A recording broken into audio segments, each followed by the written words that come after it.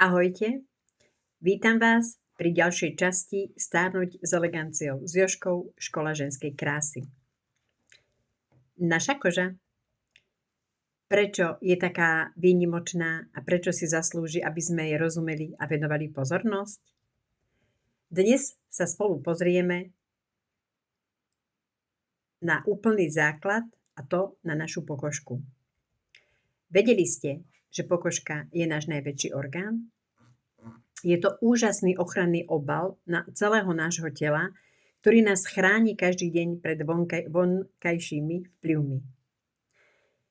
A jedna z najlepších vlastností, ktorú koža má, je, že sa dokáže obnovovať a regenerovať. Čo je ale zvláštne a dôležité vedieť je, že na každom mieste nášho tela nie je všade rovnaká. Inú starostlivosť si potrebuje napríklad jemná pokožka okolo nášho očného okolia, inú potrebuje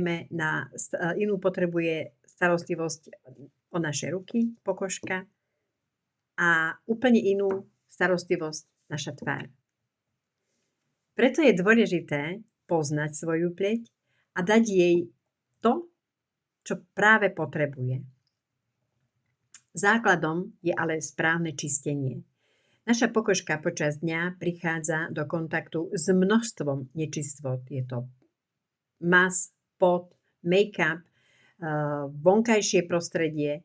Keď ju ale správne čistíme, pomáhame jej udržiavať prirodzenú rovnováhu a pripravujeme ju na ďalšiu starostlivosť.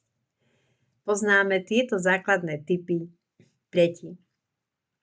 Normálnu, suchú, mastnú a zmiešanú tzv.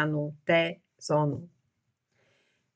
Každý typ pleti má svoje potreby a preto je dôležité nájsť starostlivosť, ktorá bude vyhovovať práve nám.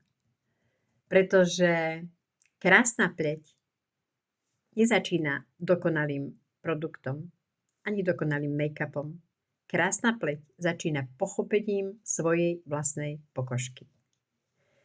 A viete, aký typ pleti máte vy? Suchú? Mastnú? Zmiešanú? Napíšte mi do komentára. Teším sa na vás pri ďalšej časti. S láskou, Jožka.